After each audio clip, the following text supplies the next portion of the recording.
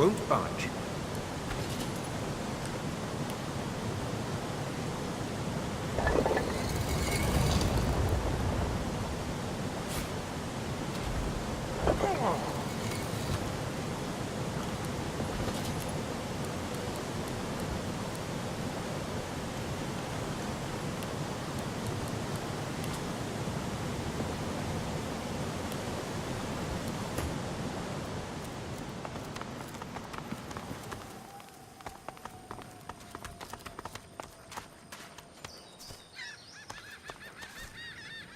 Stern eyes and a sterner face stare into your very soul. Under the inescapable gaze, you begin to shiver uncontrollably. Another crawling rat, tracking your stinking paws beneath my nose. Vermin are not tolerated in my house. Begone!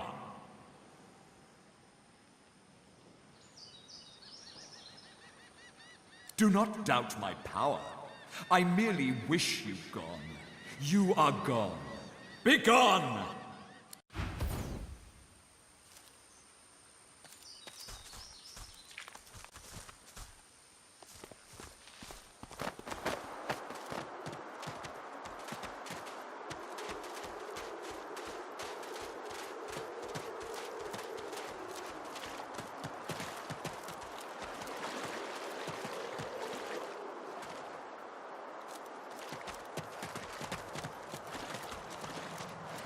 Frozen ground in the middle of a swamp. What's going on?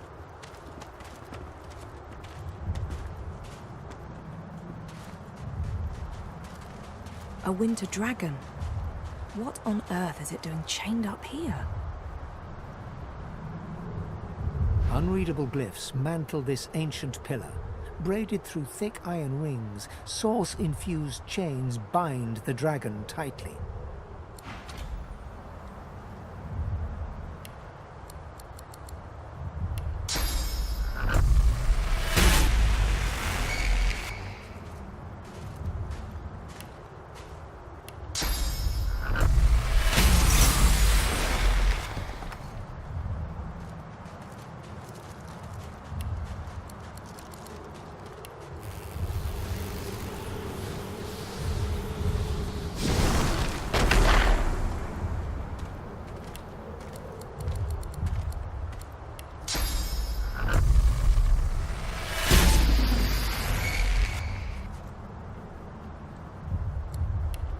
The dragon rakes the earth with ice and bones. Quakes from the impact knock you back.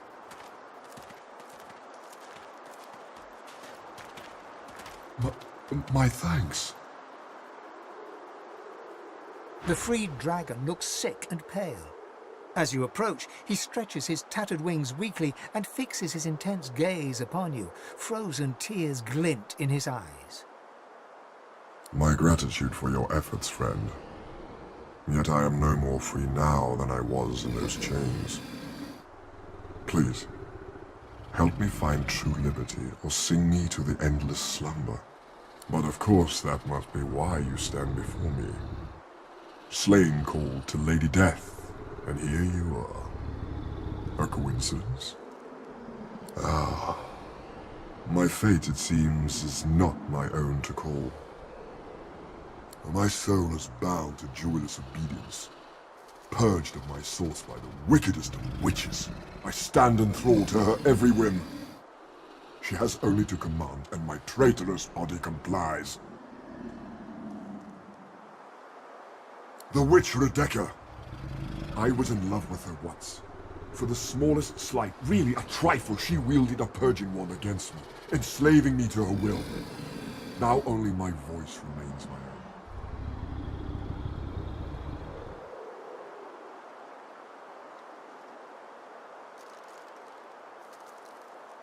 She trekked far underground beneath a nearby tower seeking ingredients for her vile potions.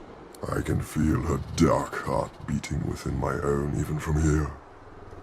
I await her return, yet I would prefer to welcome death in the sight of her face again. Allow? I did not choose this, as I am quite sure you did not choose any number of indignities in your own life. Least of all your presence on this hellish isle. The dragon sniffs and rakes at the ground with one razor-sharp talon. A thought cannot mend a soul. A prayer cannot heal what has been ruined. You talk to soothe yourself, not me. That you would even ask such a question of a stranger already in your debt. There is much goodness within you, but this task would not be easy. Rebecca is a canny one, cat to your mouse.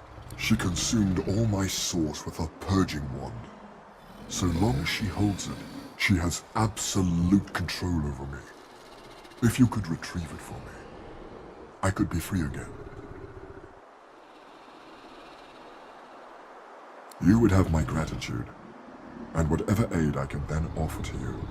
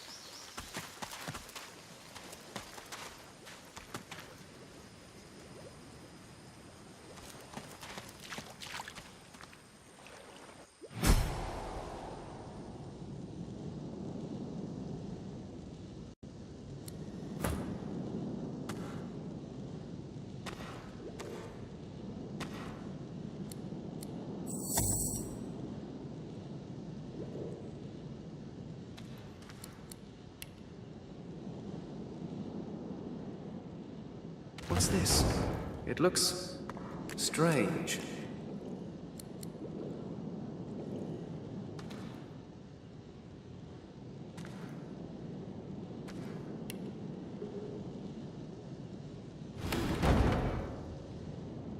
Are my eyes fooling me?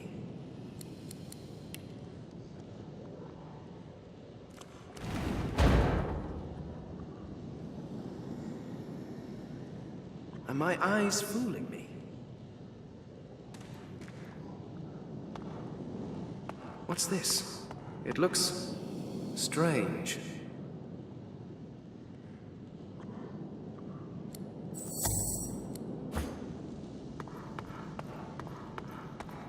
What's this? It looks strange.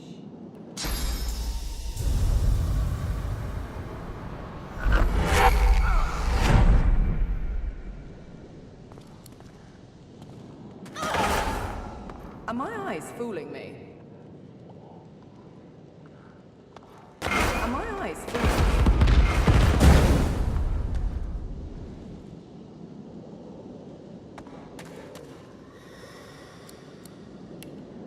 What's this?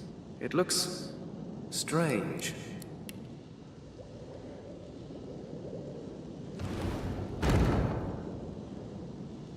Are my eyes fooling me?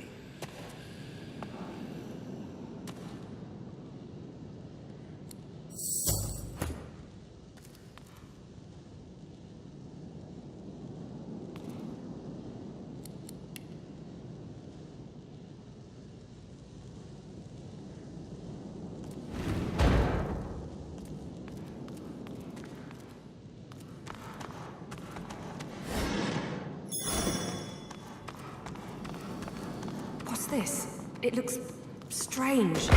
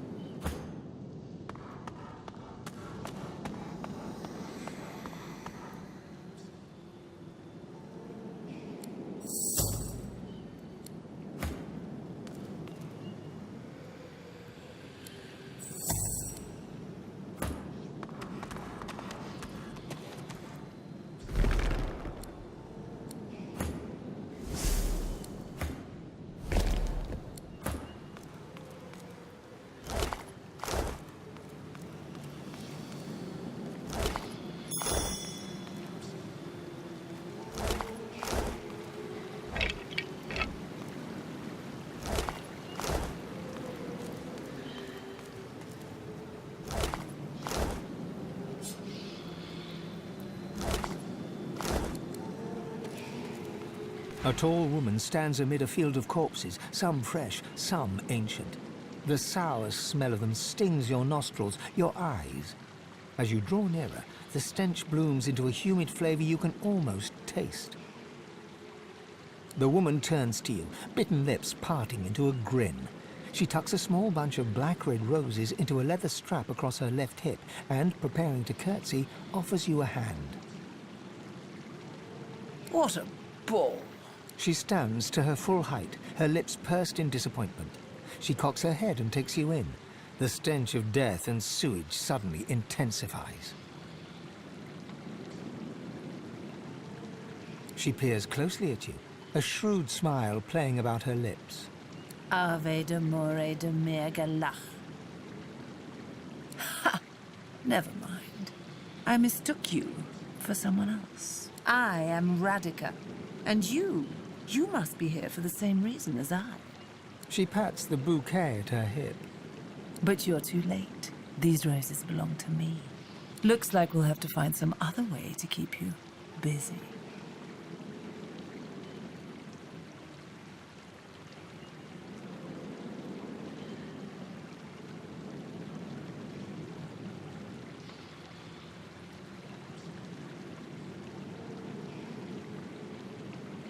Oh, I do hope that little so-and-so hasn't been talking. Those chains were in a place for a reason.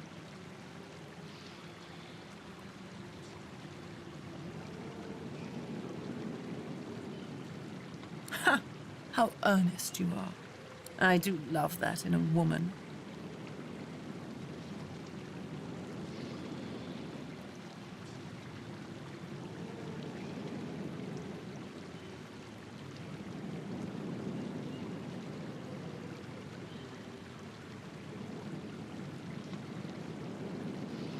Ha! As though you don't know. This is the one place in all of Reaper's Coast where blood roses actually thrive. I suppose you just stumbled in by mistake.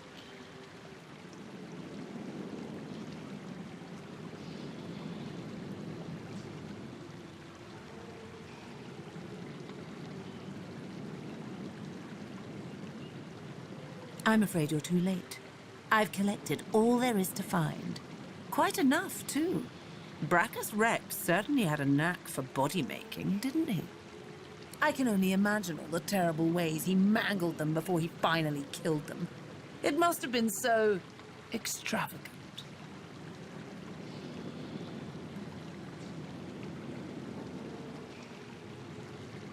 She draws closer to you. You feel the heat of her body next to yours. I saw a skull over there. There were fine, very fine holes through every inch of it. Can you imagine how fine an implement he'd have used? And I heard rumors. He had a wand that could purge the source from whoever he so chose. He could collect the source and use it himself. Can you imagine it? Being so very swollen with the power of a myriad of lost souls. Her eyes lock with yours. Her lids are heavy. Her lips are moist. I find you rather delicious.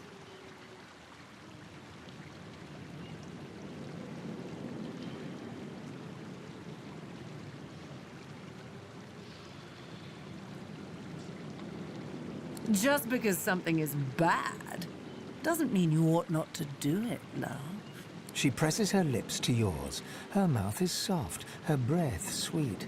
She kisses you gently, then harder, her teeth raking softly across your tongue. Suddenly, her breath sours in your mouth. It is rank, mouldering, thick with the taint of death. You try to pull away, but she is holding you tight and hard. You hear a low hum, getting louder. Before you realize what's happening, winged insects pour from her throat down yours. They ricochet around your mouth, a wet, buzzing mass, more by the second. Suddenly, all at once, they start stinging you from inside.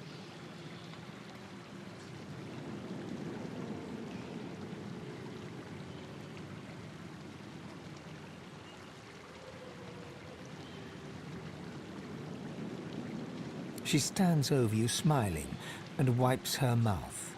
There. There. Tell me, little girl, do you know why the soil here is so very fertile? Do you know why it's the only place in Reaper's Coast where blood roses grow?